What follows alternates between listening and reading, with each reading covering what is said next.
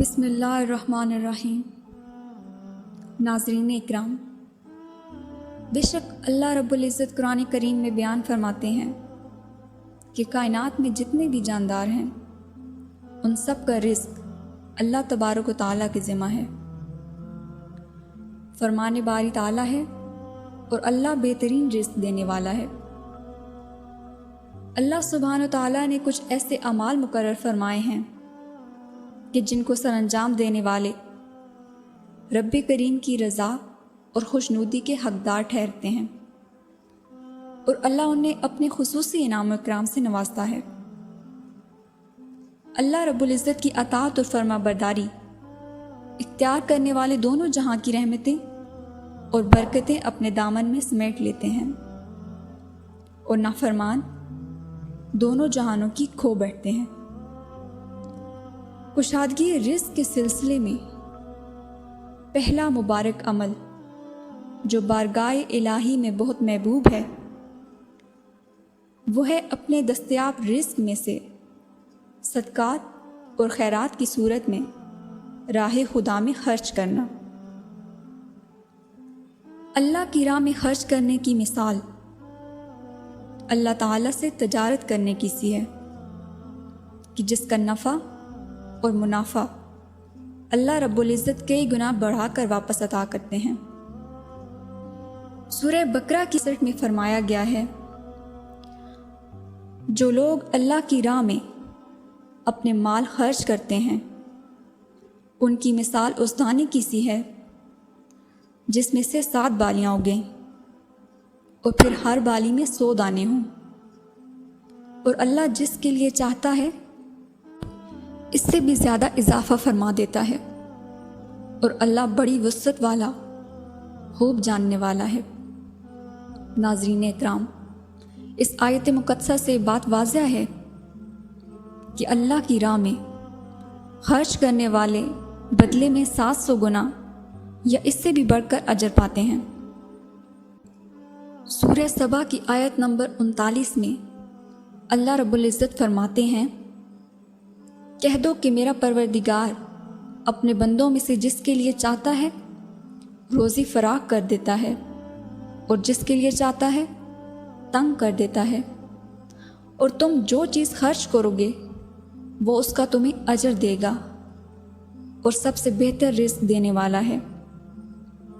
سورہ فاطر کی آیت نمبر 29 اور 30 میں فرمایا گیا ہے، بے شک جو لوگ اللہ کی کتاب کی تلاوت کرتے ہیں اور نماز قائم رکھتے ہیں اور جو کچھ ہم نے انہیں عطا کیا ہے اس میں سے خرچ کرتے ہیں، پوشیدہ بھی اور ظاہری بھی، وہ ایسی تجارت کے امیدوار ہیں جو کبھی خسارے میں نہیں ہوگی، تاکہ اللہ ان کا اجر انہیں پورا پورا عطا فرمائے اور اپنے فضل سے انہیں مزید نوازے۔ بے شک اللہ بڑا بخشنے والا، بڑا ہی شکر قبول فرمانے والا ہے۔ قرآن کریم میں بار بار راہ خدا میں خرچ کرنے کی ترغیب دی گئی ہے، اور بدلے میں کئی گنا اضافے کا وعدہ فرمایا گیا ہے۔ بے شک اللہ تعالیٰ کو سخی پسند ہیں، غرباء اور مساکین اور اپنے اہل و عیال پر خرچ کرنے میں بخل سے کام لینے والوں کو ناپسند فرمایا گیا ہے۔ اسی سلسلہ میں حضرت علی رضی اللہ تعالیٰ عنہ کا فرمان ہے کہ جب تم دنیا کی مفلسی سے تنگ آ جاؤ اور رزق کا کوئی راستہ نہ نکلے تو صدقہ دے کر اللہ سے تجارت کر لیا کرو۔ کشادگی اور فراوانی رزق کے لیے دوسرا مبارک عمل اللہ تعالیٰ کی عطا کردہ دستیاب نعمتوں کا شکر ادا کرنا ہے۔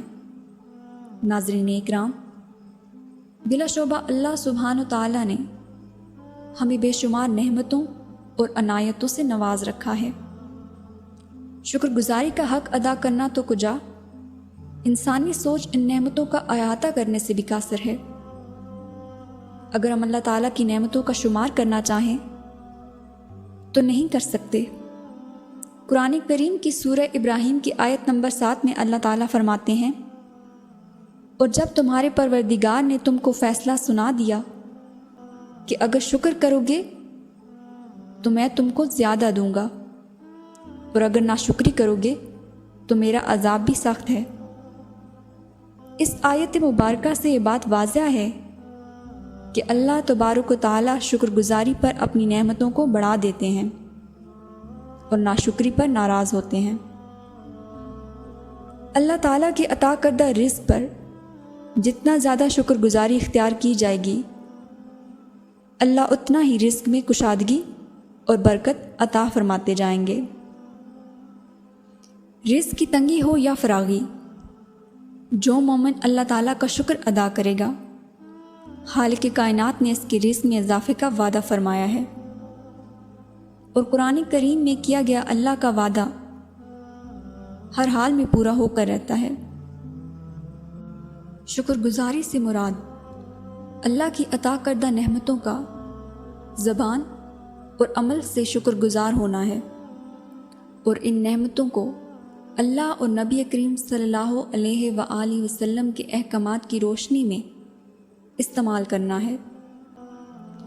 آج کل کے پرفتن اور تنگی کے دور میں اکثر لوگوں کی زبانوں پر الحمدللہ کی بجائے گلی شکووں اور اللہ کی ناشکری کے کلمات عام ہیں۔ دل حسد، لالچ اور ناشکری سے بھرے ہوئے ہیں۔ ہمارے پاس جو نعمتیں موجود ہیں ان کا شکر ادا کرنے کی بجائے ہم ان چیزوں پر کڑتے ہیں جو ہمیں دستیاب نہیں ہیں۔ نتیجہ یہ ہے کہ ہم شکر گزاری کے اجر و فوائد سے محروم اور ناشکری کی سزا میں گرفتار ہیں۔ اللہ تعالیٰ سے دعا ہے کہ وہ ہمیں اپنی راہ میں خرچ کرنے والا اور اپنا شکر گزار بندہ بننے کی توفیق عطا فرمائے۔ آمین۔